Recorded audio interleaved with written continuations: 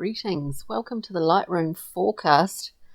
Now, I haven't been checking in as I usually do over the last month, I guess. I've been in transit in these sort of chaotic times, I guess.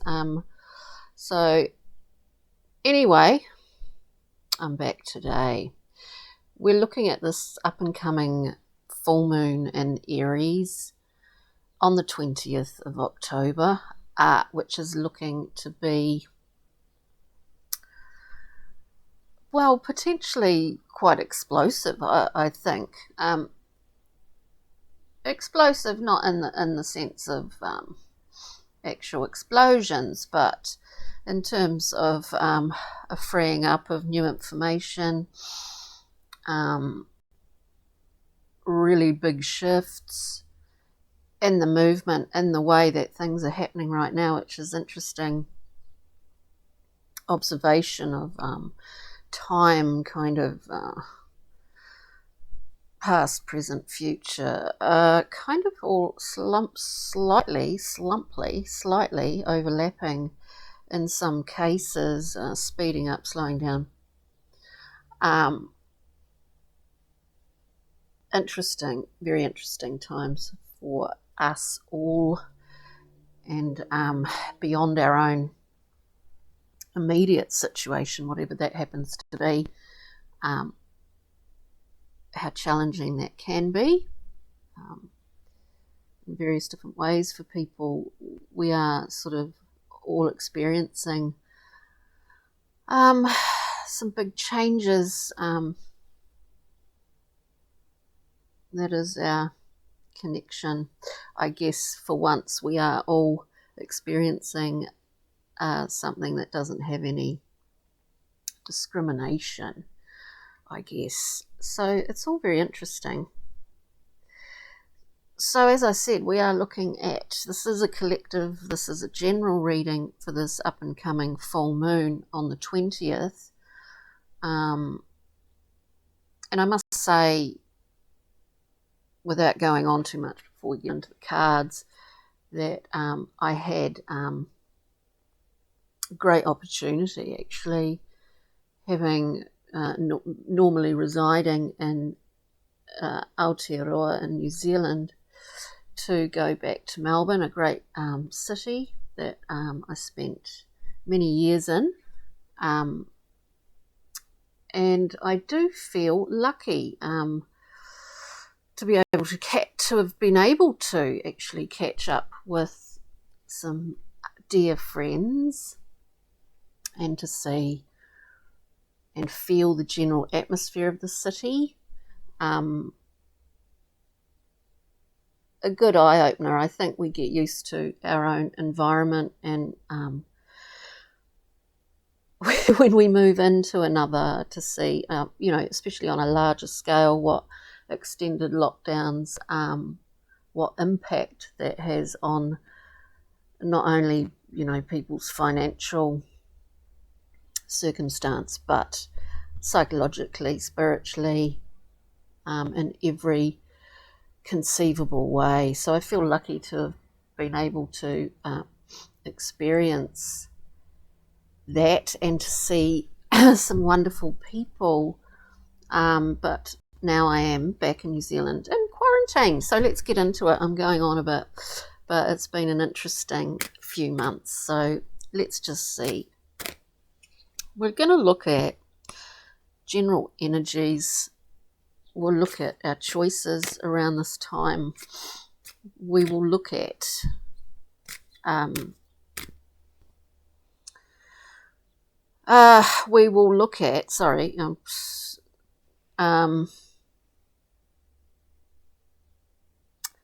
traits to embody for ease, but also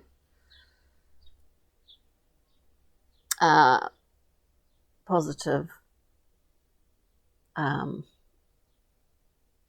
traits we can embody for ease, but also, what am I talking about? I've drifted off a bit. You know, what are the advantages actually? What can we use as advantages at this time, and the manner of the way that the planets are doing their thing? There's a lot of activity going on there. I always go, not being an astrologer myself, but I always go to Nightlight Astrology. It's fabulous. Chute de Bava. And a Australian evolutionary astrologer, Anastasia, cosmic astrologer. So let's just see. Overarching energies for the collective around this time. We get the we get two.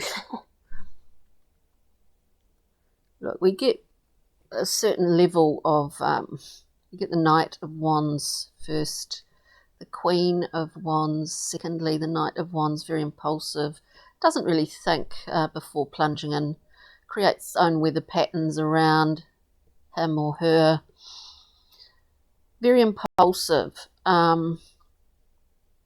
Combined with the Queen of Wands, look, we've got a great ability to manage, to be really the master of our own will here. We're looking at that expressive centre, the throat. We have great ability to encourage ourselves and others to be the master of that, instead of jumping to immediate reactions, immediate impulsive action or reaction, in fact, which we're seeing all around at the moment. You know, these divisions between people, people's sense of their own truth is their own truth, but one can't be so righteous to suggest that it's someone else's truth. Okay, so general energies looking pretty fiery. What is our choice here? Well, I kind of just sort of was talking about that. Our choice is really to master our own ability to express. Sometimes it's good just to shut up, actually, just to not.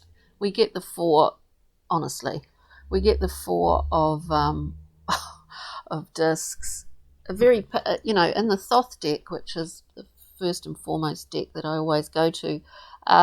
It's a card of great strength, solidity, actually. This is a structure that has one way in and one way out. And that entrance way, that threshold, is in the 3D world. It's on the earthly plane. It's in Malkut, on the Tree of Life, which is this physical, tangible earth that we live in, and we are living in it, and we're living with others. We're all connected here. You know, we can action change, and in fact, it seems inevitable that that is the process in which we are in at the moment. You know, and in these times, I think it's just so important to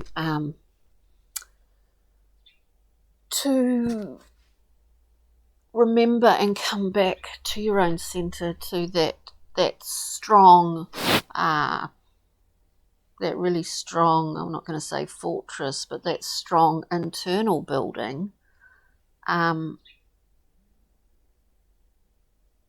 You know, I think that even the cards thus far would speak of the need to be cautionary in the way that we express ourselves. That balance is everything. Balance is everything. Anyway, what are we looking at now? We'll go through and just get a little bit more out of these cards. I've got a few cards that I pulled face down to begin with, which will flip up at the end. One is an animal, a Kim Cran's animal card. Anyway, so let's see. Oh,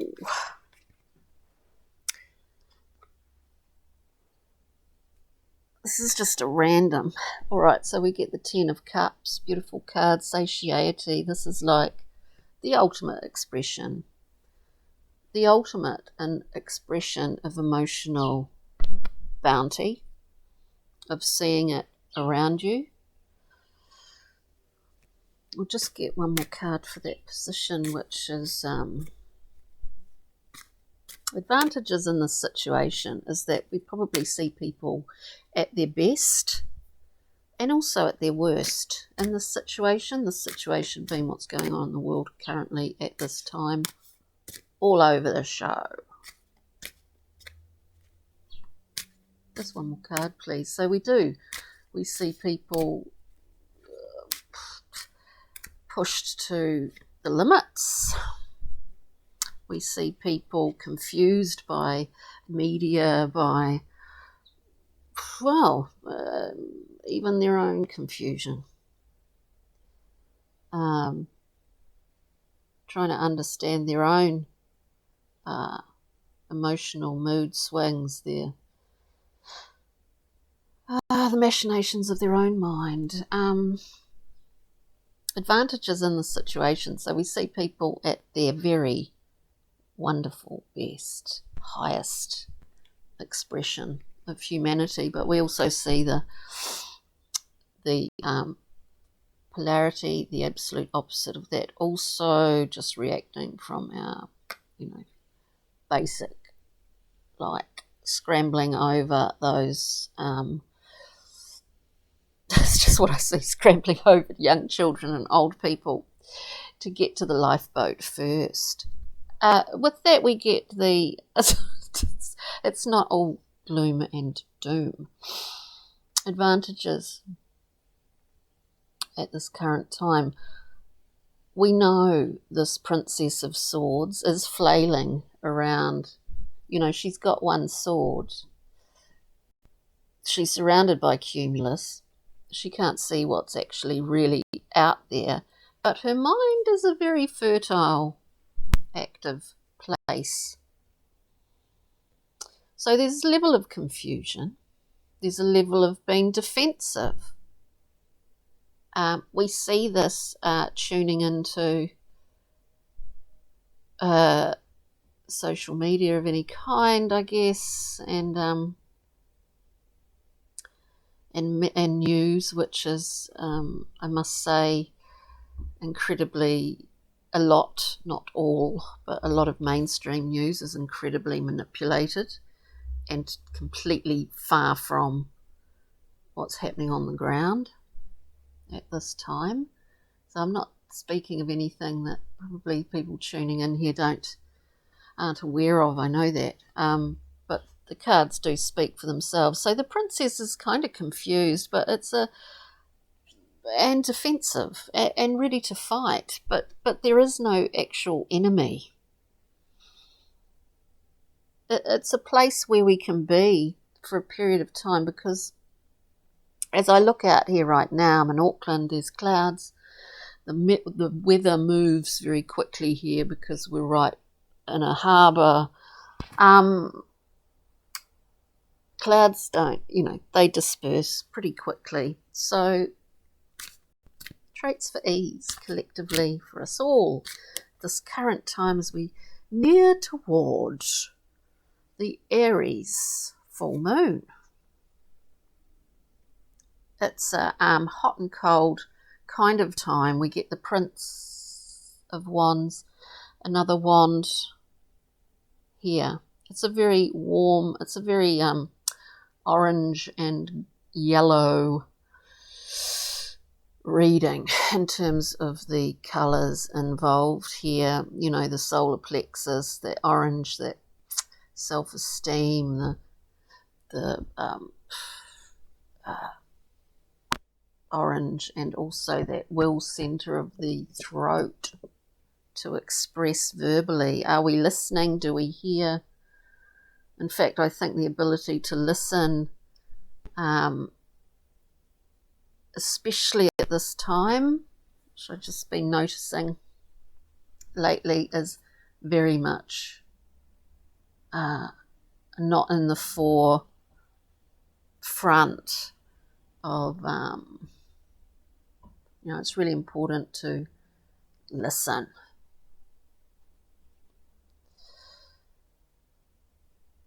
As well as to express. So the Prince of Wands, it's very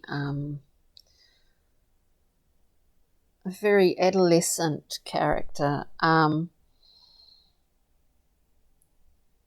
the Thoth deck, it's quite a sexual card. In that it's a youthful, fiery process, really, is what we're seeing with this prince. There's crystallization occurring, there's fire, there's ice, and there's a lot of learning, there's a lot of risk-taking. I mean, risk-taking really stands out. We need to, it's just the general challenges of a very sometimes fast, sometimes slow changing environment. We're talking about big, heavy structural changes, which, we're going to get some masonry falling. We're going to feel that boom, boom, boom of things falling down, I guess. That's what it sort of feels like to me. But then there's a dissipation or a dissolving of that. We are in that liminal zone, I do think, at the moment, where that liminal zone where we know we're crossing over into another time, place, transformation of sorts. We're walking through a doorway. That's that space in between. So we don't really know where we end up. And I guess the whole point is that it's not about where we end up, because everything's a continuum. It's about the journey, isn't it? So let's just get, let's see. I think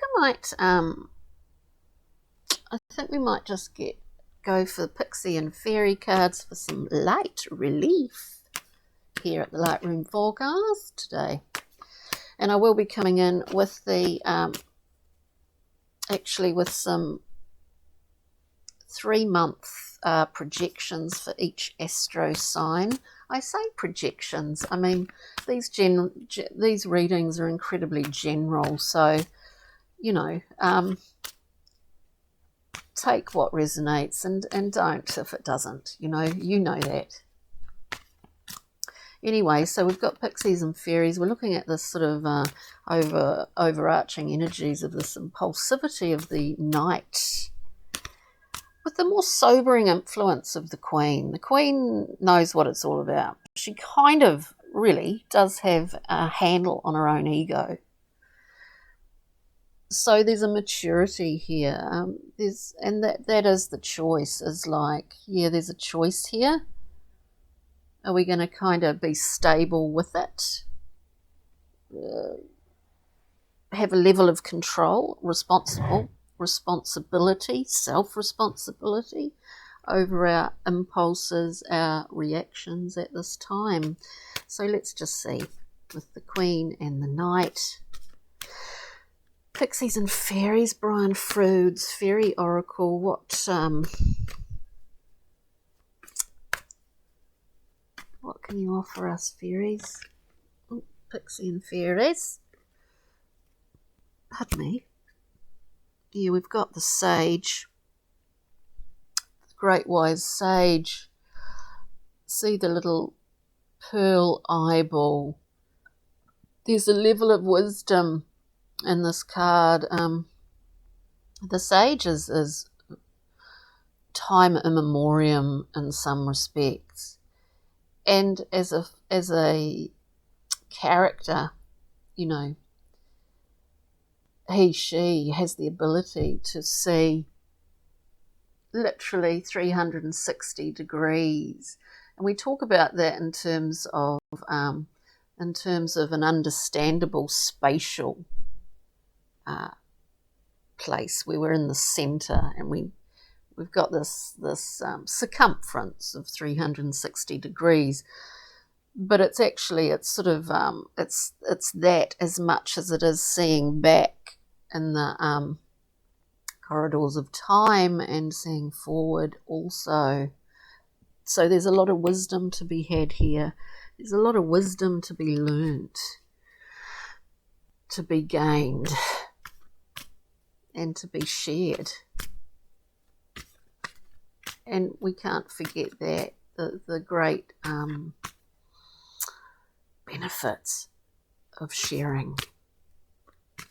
It's not about right or wrong, it's sharing insight and being able to discuss, isn't it, is highly, highly important. So, okay, so now we go into the choice zone and we see we can be as heavy-handed or as light-handed as possible with the 4, with that stable structure, very solid. It's all been played out on the earth plane, as we see, as I said before, in the Thoth deck. The 4 of discs is called power, and there's only one doorway here, one entrance exit, and that is in this 3-dimensional world. We get the Ra coming out with that, which is basically kinetic energy. This is like we're, building, and I do think that building up to this full moon in Aries, we've just got this so much energy that can be utilised in a really, really productive, beneficial way. The Ra card is, as I said, kinetic energy that has no purpose other than to do its thing, to zizz things up, to jizz things up, to get things going, to activate, to act. There's a lot of action involved. As we move towards the end of the month, there's a lot of cardinal activity, I suppose you could say. With that, also, we get the fairy godmother. Put your foot in the intentions. Get your intentions sort of clear, and use this, work with this full moon if you can. As I keep getting this thing, it can be very, very beneficial. Okay, so Fairy Godmother is a wonderful card to get because it means guidance. Guidance is you're working hand in hand with your own guidance.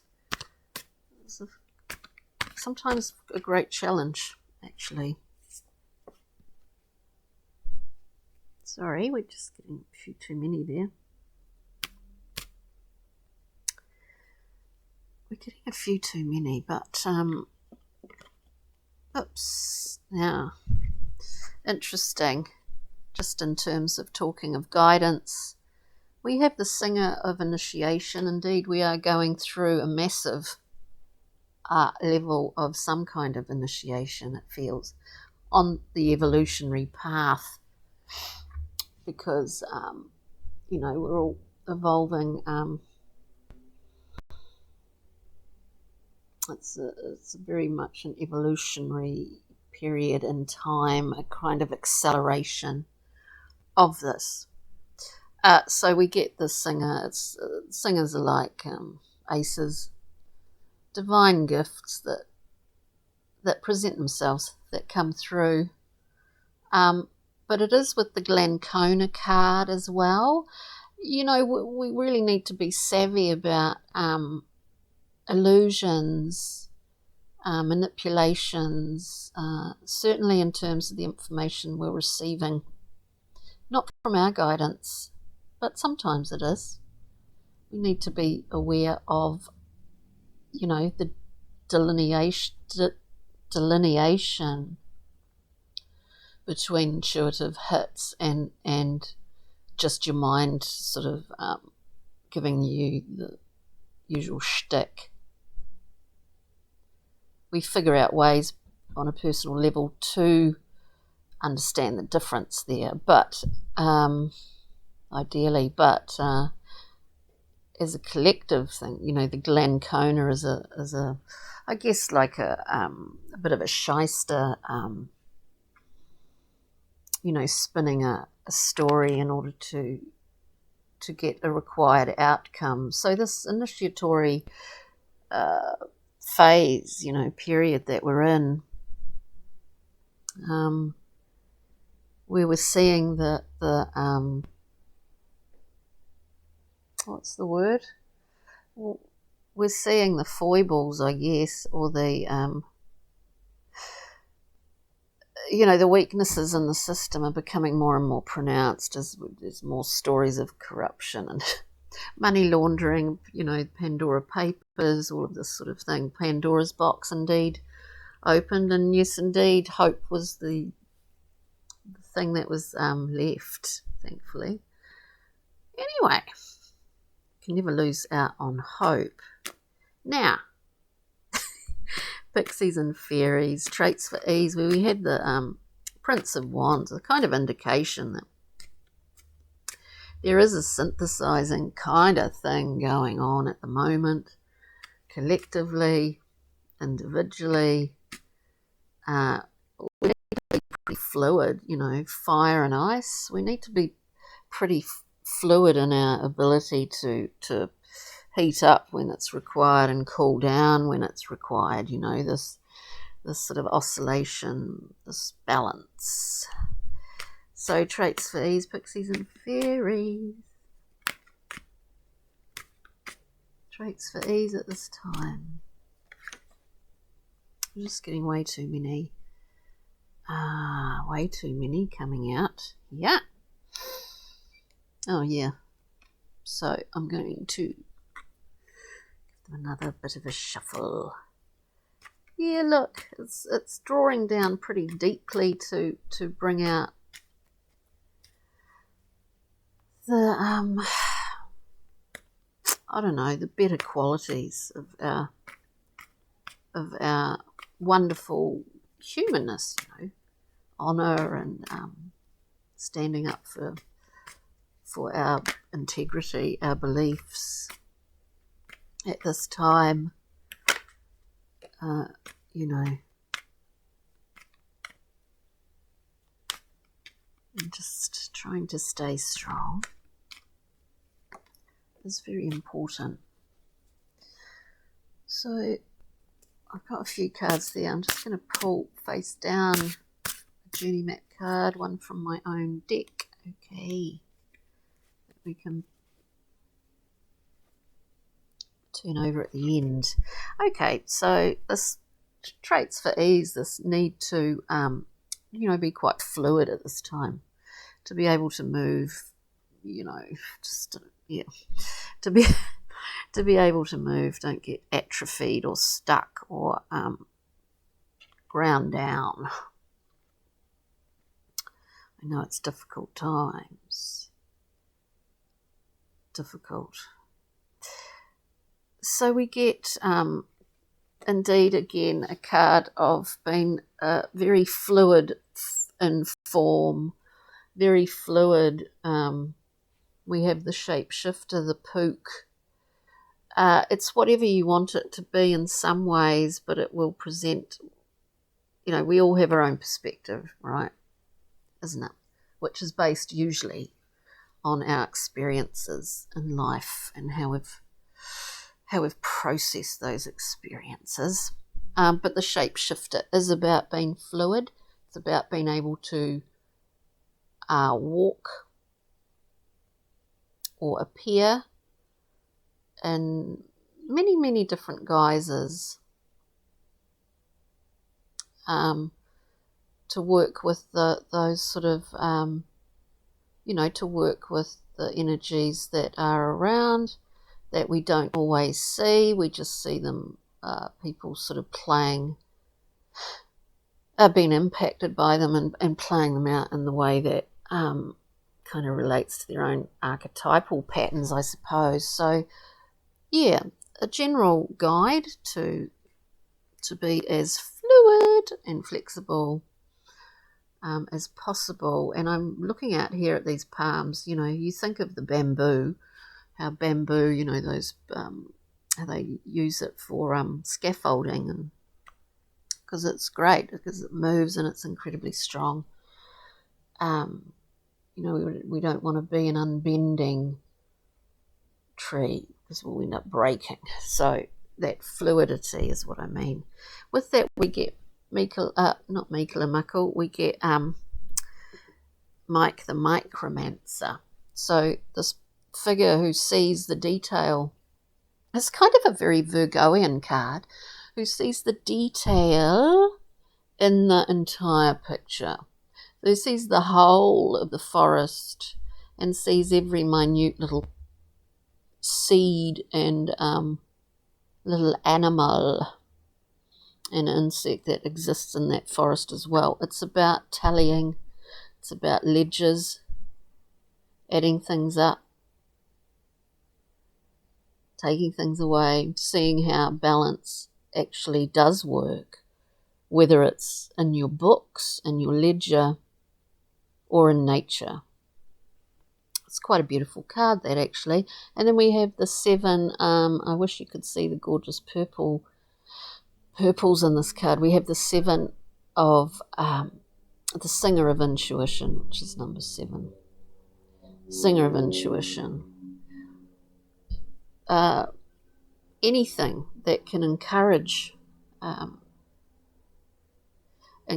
sort of a sense of well-being, any practice that you have, any yoga or qigong, swimming, anything if you can, walking, reading, anything. It can be anything for anybody. These things keep us in a nice sort of equilibrium. Anything that's relaxing at this time is a great thing to focus on, I think. Generally. So let's have a look. My pigeon friends have arrived because I've been feeding them seeds. So it's about that time of the day. So let's just see. I'll have to get out there and give them their little nibbles. Where am I? So we picked out a few cards that were face down at the beginning of this reading. We got from Kim Cran's animal deck, we got the buffalo. Again, quite a purpley looking card, and there's a very much a cracking of the heavens in this. There's what appear to be lightning, or as much as lightning, a great flow of like capillaries, you know, with blood flowing through these capillaries. You know, the buffalo, I don't really know that much about, and I've lost it's somewhere else in the country, the book that goes with this deck. But the buffalo is quite a sacred animal, I believe, because it was such a great source for Indigenous Americans, North American peoples. So, you know, there's a level of great wisdom in the buffalo. There you can see that weather breaking, great strength. We have now, what does nourish us actually, what allows us to feel our own power, our own strength, I mean personal power. We get Lady of the Hearth. This is about healthy discussion. It's about a place where everyone is welcome and everyone is respected because they are respectful, and there's discussion, and there's nourishing food, philosophy, discussing all sorts of things, art, science, the metaphysical nature of life. It's a place of great nourishing. Lady of the Hearth. It's a place where we all need a place like that to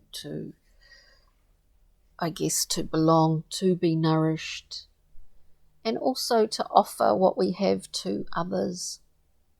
That is so important and should not be underestimated. With my little Harlequin and star cards, we get what is really an ace: truth, clarity, discernment. I think we're seeing this more and more. More truths revealed.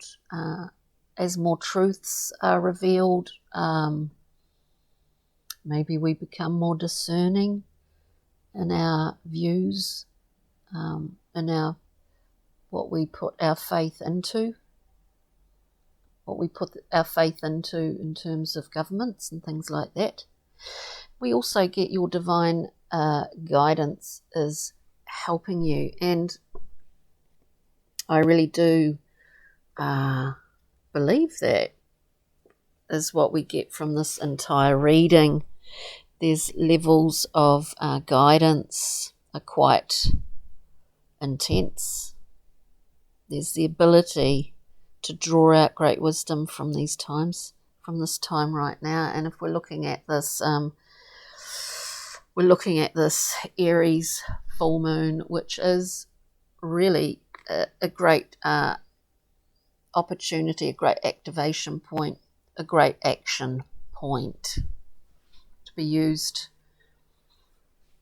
in, what am I saying, to harness that energy for some great things. So people, thank you for joining me.